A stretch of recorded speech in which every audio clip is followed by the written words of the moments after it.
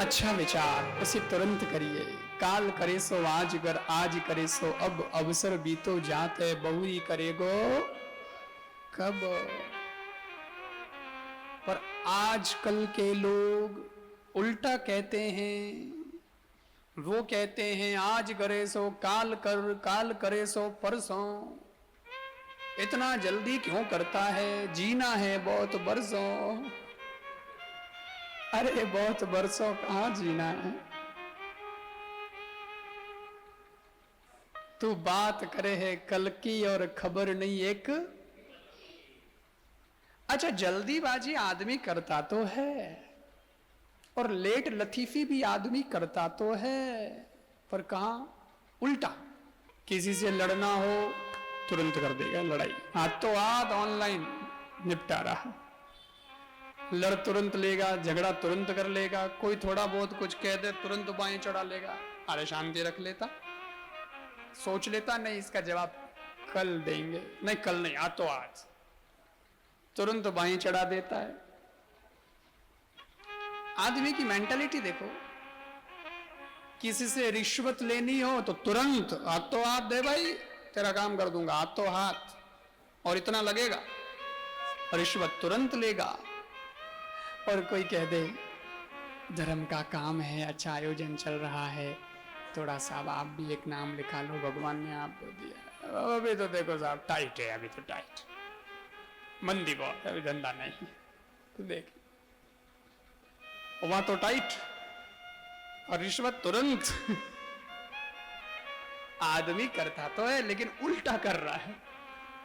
भगवान के भजन में देरी और झगड़े में फुर्ती तुरंत। जबकि शास्त्र कहता है शुभस्य शीघ्रम, शुभ काम को तुरंत करो, विचार करो, विचार के बाद एक्शन लो, परिणाम निकलेगा। और मैंने कहा कि किष्किंधा कांड में केवल विचार हो रहा है और लंका कांड में केवल काम हो रहा है, इसलिए दोनों अधूरे हैं। सीता का मामला तो किष्किंधा में अभी बैठा ही रह गया, पड़ा ही रह गया, लेकिन सुंदर कांड बीच का कांड है। और सुंदर कांड में हनुमान जी का रोल है।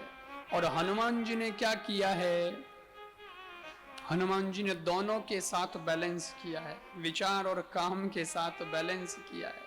सुंदरकांड में दोनों होता है, विचार भी होता है और एक्शन भी होता है। कैसे, उसका उदाहरण है पुर रखवारे देखी बहु, कपि मन की न विचार। आ गया विचार।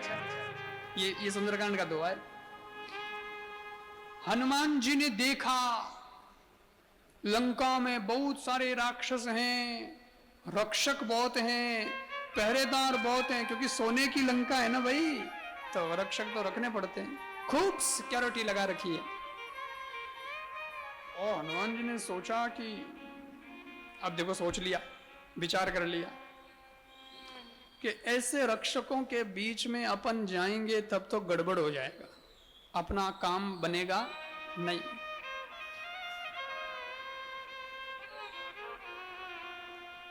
तो मैं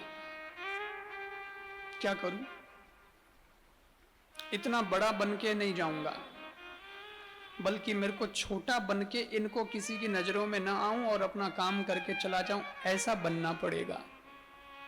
तो विचार तो कर लिया, लेकिन खाली विचार नहीं। पुर रखवारे देखी बहु, कपि मन की न विचार।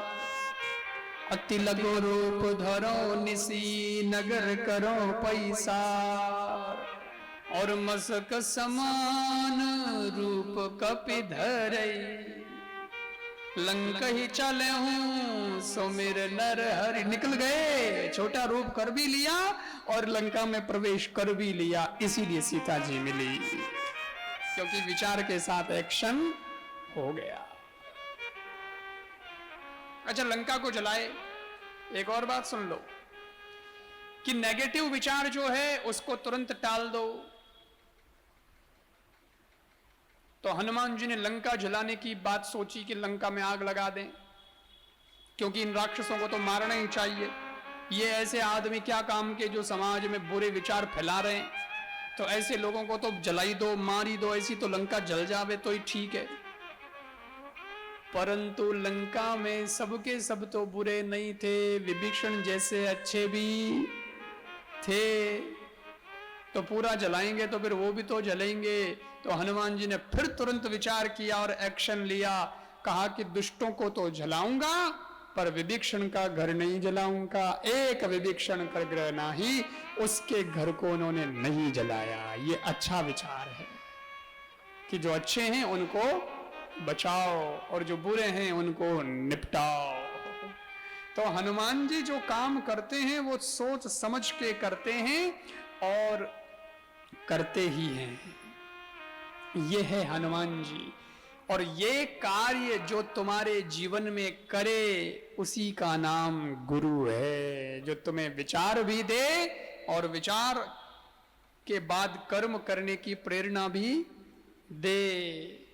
क्योंकि बैठे बैठाए तो किसी को कुछ नहीं मिलता। सुबह बनने के लिए हर शाम को ढलना होता है, बनने के लिए मोती बर्फ को पिघलना होता है, और हाथ पर हाथ धरे ही बैठे मत रहो तुम, क्योंकि पाने के लिए मंजिल हर इंसान को चलना होता है।